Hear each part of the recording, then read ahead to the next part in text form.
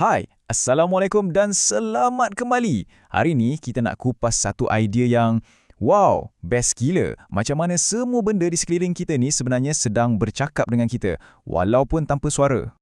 Cuba fikir sekejap. Pernah tak awak tengok sesuatu dan terus faham apa mesej dia tanpa perlu dia cakap apa-apa pun?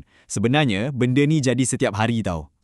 Contohnya macam ni lah. Seorang pegawai polis tu, dia tak payah pun nak jerit, "Saya polis." Uniform yang dia pakai tu dah cukup untuk bagi tahu siapa dia dan apa kuasa dia. Uniform tu bercakap untuk dia.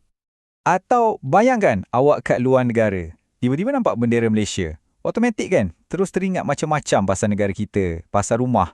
Bendera tu secara senyap dah sampaikan satu konsep yang besar, iaitu tanah air. Malah, binaan yang nampak simple macam menara masjid atau batu nisan pun boleh cerita macam-macam kisah.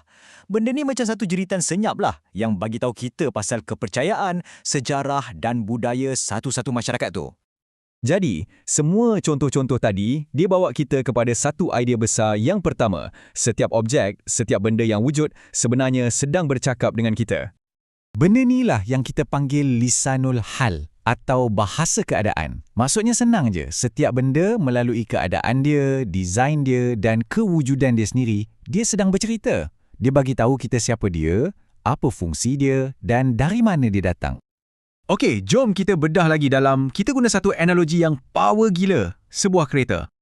Bila kita nampak sebuah kereta yang desain dia lawa gila, canggih pula tu, kita mesti kagum kan? Tapi, kekaguman kita tu bukan setakat kat kereta tu je. Automatik otak kita akan fikir, siapa jurutera dia? Syarikat mana yang buat kereta power macam ni? Yang ni part paling best. Kalau kita tengok kat sebelah kiri, apa kereta tu sebenarnya? Cuma gabungan besi, kaca, plastik. Bahan mentah je. Tapi, kat sebelah kanan pula, kita nampak apa yang kereta tu cakap melalui bahasa keadaan dia. Dia cerita satu kisah yang jauh lagi besar pasal kebijaksanaan jurutera dia, kekuatan syarikat dia dan kehebatan designer dia. Nampak tak? Kereta tu sendiri menunjuk kepada sesuatu yang lebih hebat dari diri dia. Memang dalam sumber yang kita rujuk ni dia cakap terang-terang. Reka bentuk yang kompleks dan ada tujuan macam ni, secara logiknya mestilah ada pereka dia. Kewujudan kereta tu sendiri dah jadi bukti paling kuat yang menunjukkan adanya pencipta. Okey, sekarang jom kita buat satu thought experiment sikit. Bayangkan ada seorang mamat ni, yang sumber ni panggil si kepala batu. Dia datang dengan satu teori lain pasal dari mana datangnya kereta ni. Dia punya claim, kononnya kereta tu tiba-tiba je muncul dalam lombong, dah siap pasang. Lepas tu dia kata, bahan-bahan kereta tu sendiri pandai. Dia pasang diri dia sendiri sebagai kejutan untuk ubatkan penat mental manusia. Memanglah, bila kita dengar, gila apa kan? Tak masuk akal langsung. Tujuannya adalah nak tunjukkan betapa tak logiknya kalau kita nafikan adanya pencipta di sebalik sesuatu yang kompleks. Okey, kita tinggalkan ciptaan manusia sekejap. Jom kita tengok alam semula jadi pula, di mana kerumitan dia lagi-lagi dahsyat. Cuma kita tengok nyamuk. Nampak je kecil, remeh, tapi sebenarnya dia ni satu mesin biologi yang super canggih tau. Jom kita tengok step by step apa dia buat. Mula-mula, nyamuk ni bukan main sedut je. Dia cari salur darah kita dengan tepat. Lepas tu, dia suntik pula ubat biosikit supaya kita tak rasa. Kemudian, dia keluarkan bahan anti pembekuan supaya darah tak beku. Ni macam prosedur pembedahan mikro yang jadi setiap kali kita kena gigit. Okey, sekarang jom kita bandingkan kehebatan nyamuk ni dengan ciptaan manusia pula. Contohnya, lengan biomechanical. Poin penting kat sini ialah cara kita pandang dua benda ni sangat berbeza.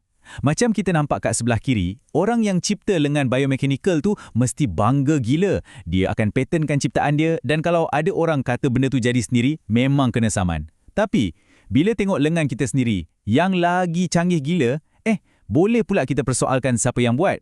Sumber ni cakap lengan kita ni ada mohor yang tidak dapat ditiru. Inilah yang dimaksudkan dengan mohor yang tak boleh ditiru.